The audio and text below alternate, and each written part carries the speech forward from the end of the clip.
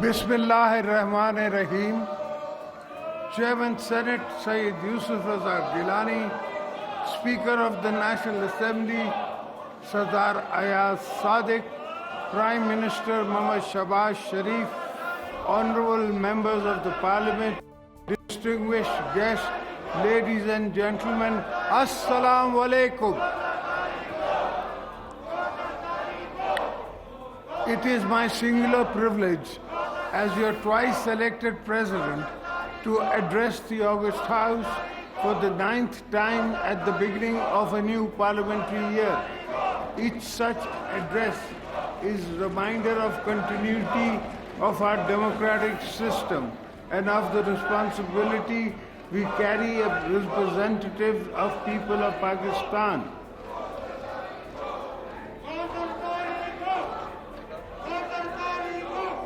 Nations are tested only in times of crisis, but a key crossroad. The past year has reminded us that the strength of our republic lies in its constitution, in the resilience of our people, the responsibilities of parliament and government, and courage of our armed forces.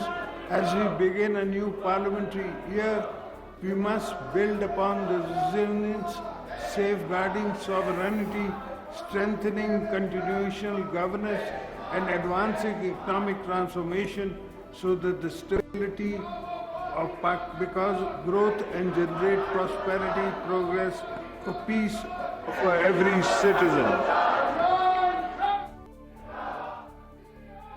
As we gather here today, we stand on the foundation laid by those who shaped our national journey. Quaid-e-Azam Muhammad Ali Jinnah envisioned a democratic state rooted in the Constitution. Zulfikar Ali Bhutto gave this nation in its unanimous constitution. Shaheed Mohtarma Benazir Bhutto strengthened democracy process through sacrifices and exemplary leadership. My own belief in the parliamentary authority does not lie in words alone, but in action that builds our legacy. The last time I was president, I unilaterally returned the powers given to the presidency back to the House of Parliament as envisioned in the 1973 Constitution. Through historic 18th Amendment, today the presidency stands as symbol of unity, of federation, a bridge between federating units and a guardian of constitutional laws, and binds us all.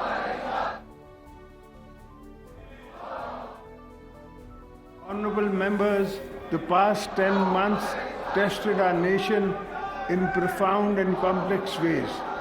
When our sovereignty was challenged on either front, Pakistan responded with strategic restraint and firm resolve.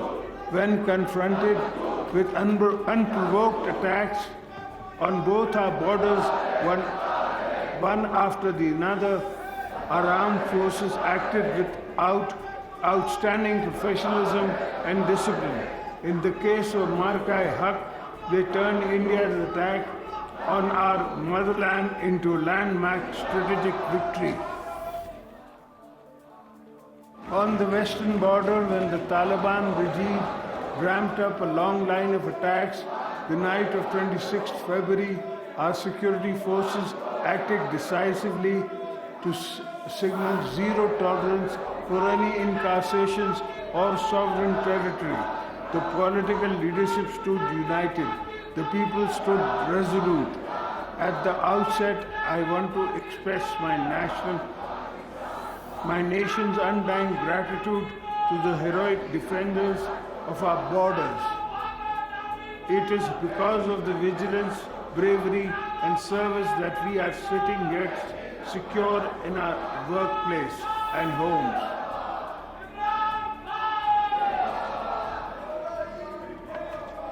In both successful military encounters, whether short or long, the sacrifices of our army, our forces, navy, rangers, frontier corps, services, and intelligence agencies will never be reduced to numbers. We only see their action on the media with pride.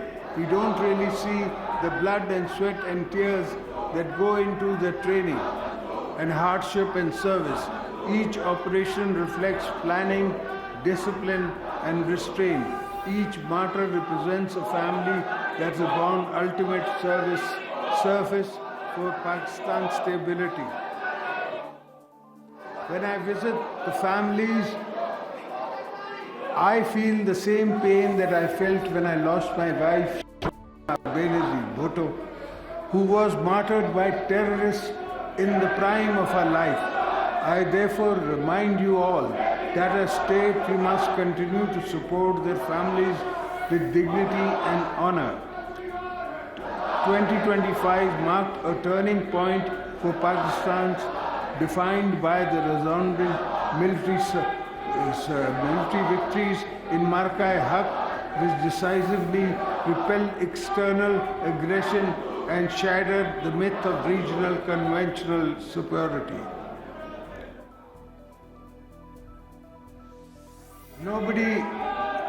Nobody in South Asia will be free and safe until the Kashmiris win their freedom for Indian occupation. Today, trapped in the strategic short-sightedness, India's leaders said they are preparing for another war. As a lifelong advocate of regional peace, I would not recommend it. At the same time, I would also say that any aggressor should prepare for another humiliating defeat. Make no mistakes, we are ready for you. My message to them is move away from war theatre to meaningful negotiation tables, because that is the only path for the regional security. Pakistan is a responsible nuclear state. We understand the weight of that responsibility. At the same time, we are a state that defends itself decisively when required. Our conduct reflects maturity, confidence, clarity of purpose.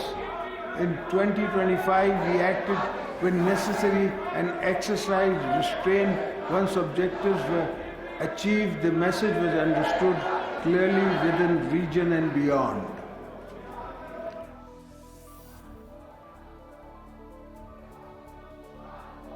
In 2026, last week, in fact, when India began to amplify the proxy operations via Afghanistan, the Taliban regime saw with shock and awe what Pakistan can do if pushed past the red line. Until that week, we had tried every possible form of diplomacy to prevent an outbreak of military response to terrorist incursions from Afghanistan, for as war as always the last option to state accepts a strike attack on its soil.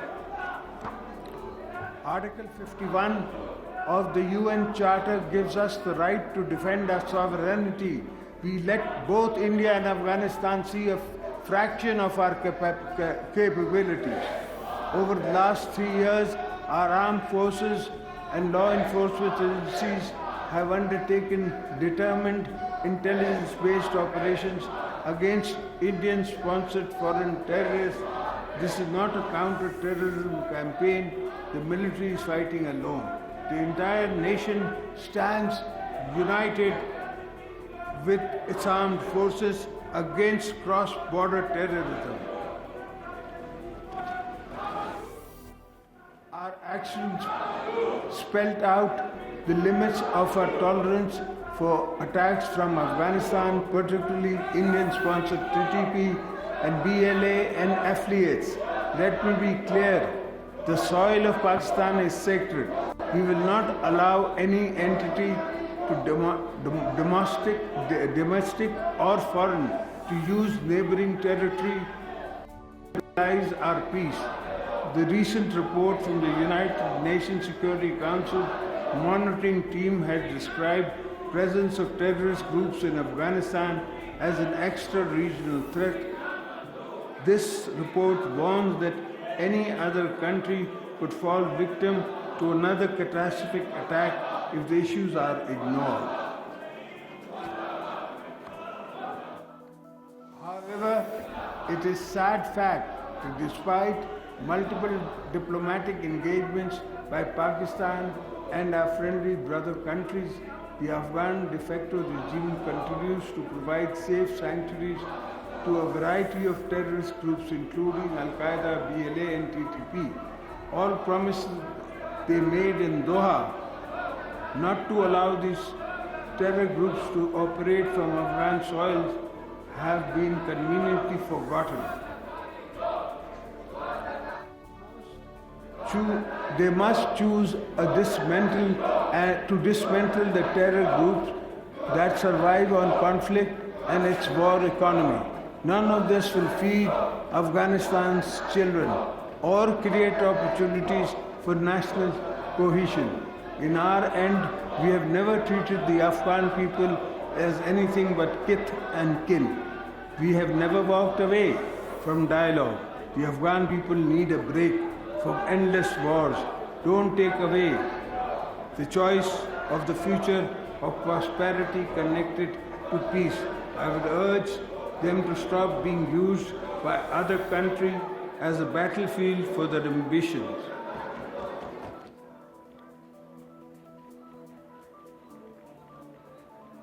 Ladies and gentlemen, Pakistan remains deeply concerned at the recent grave developments and has always sought to prevent unilateral attacks on any country. In this spirit, we strongly condemn the war being waged on Iran while negotiations were underway. We have reaffirmed our support for sovereignty and territorial integrity of our brotherly nation. I join all Pakistanis to condoling the martyrdom of Iran's supreme leader, Ayatollah Ali Khamenei. May Allah grant him highest place in Jannah.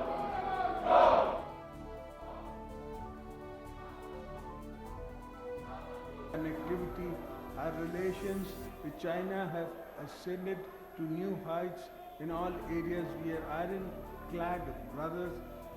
CPEC 2.0 will revolutionize Pakistan's infrastructure. The entire nation is beholden to China for its solidarity with Pakistan during Barqa-e-Haq. I am grateful to President Xi for advancing our shared objectives of security and connectivity.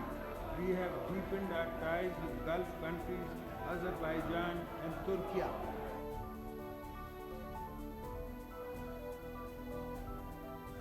Pakistan-Saudi Strategic Mutual Defense Agreement is a new milestone in the region. Ladies and gentlemen, while our efforts today are focused on ending the sufferings of the Palestinian people and ending the destruction of Gaza, our principal stance remains unchanged. We will continue to support the creation of independent and undivided state of Palestine, with borders as before 1967, and Al-Quds al-Sharif as their capital.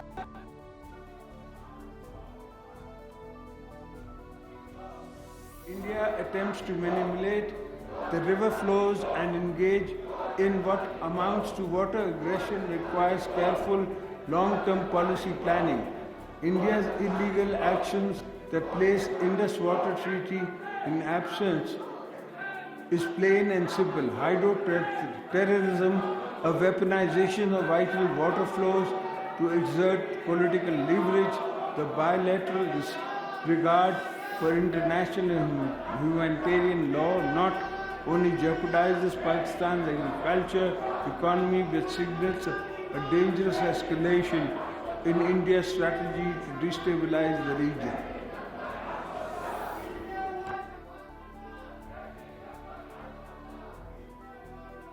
Rivers symbolize life. International law does not permit unilateral blockage of water. This is not merely a bilateral issue. The stability of the region also depends on a web of trans-border water sharing practice. If one treaty is flouted, many others across the board may also suffer the same fate. We will defend our waters' rights with unity, resolve, and strength and legal clarity.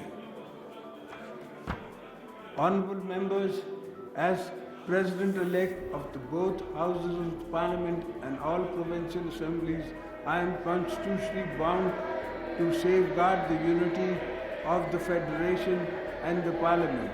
Provincial autonomy under the Constitution has strengthened participatory governance. A strong federation does not require centralization. It requires coordination. Constitutional reforms such as the Council of Common Interest must function effectively.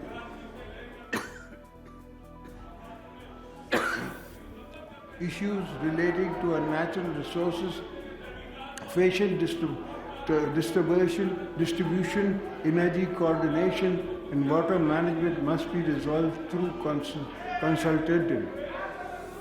A functioning and harmonious federation also requires an efficient, equitable distribution of resources. I look forward to a just and equitable National Finance Commission award in the coming year. Balochistan has historically deprivation.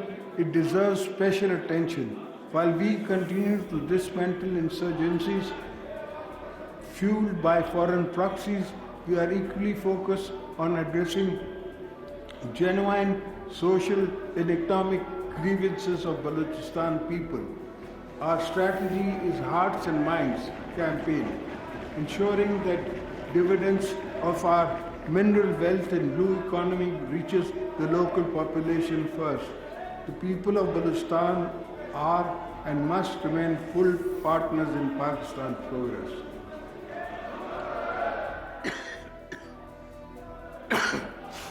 Honourable members, economy stability is inseparable from national security. I commend the government for steering the economy out of a virtual collapse it faced in the spring of 2022. Through steady stewardship, we have been seen stability return to key indicators. But this is the first step on our journey to a sustained people-centered growth. Our salaried class, pensioners, labourers, small traders have endured long night hardships. Next phase must therefore focus on inclusive growth, jobs and direct relief. Structural reforms remain essential. Transparency in taxation expenditure is from fundamental to trust. The tax base must be widened. Technology innovation are reshaping the global economy. Pakistan REST policy framework for emerging sectors, digital assets, expansion in these areas. We cannot afford technological isolation. Perhaps no single bottleneck constraints or economic potential may then energize the cost. At a time when the world is moving towards clean energy, Pakistan cannot afford to lag behind. Energy reform is not a sectoral issue. It is a precondition for industrial revival. Agriculture anchors food security and rural livelihood. Climate resilience, agriculture, water management, and coordinated policies are strategic imperatives. Climate justice remains a principle we will continue to advocate internationally, but it must be visible at home too. Poverty cannot define the experience of our population. While we plan on going forward, our special protection framework, BISP, should grow to empower those of the bottom of the social pyramid. We must continue to dismantle barriers of women progress, ensuring the daughters of Pakistan have the safety, digital access and financial independence to lead our nation into the future. Honorable members, security, economy, constitutional governance and are interconnected pillars. Weakness is one undermines the other. Strength in one reinforces all. Pakistan has emerged from a period of acute pressure with restored credibility and renewed confidence.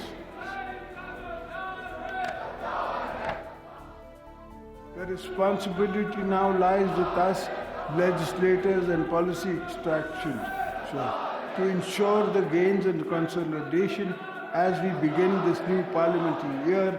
Our priorities must remain clear: protect sovereignty, eliminate terrorism, build on economic stability towards growth and job creation, strengthen federal harmony, and deepen democratic governance.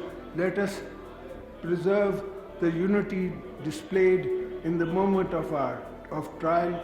Let us institutionalize reforms. Let us ensure microeconomic gains translate into household relief.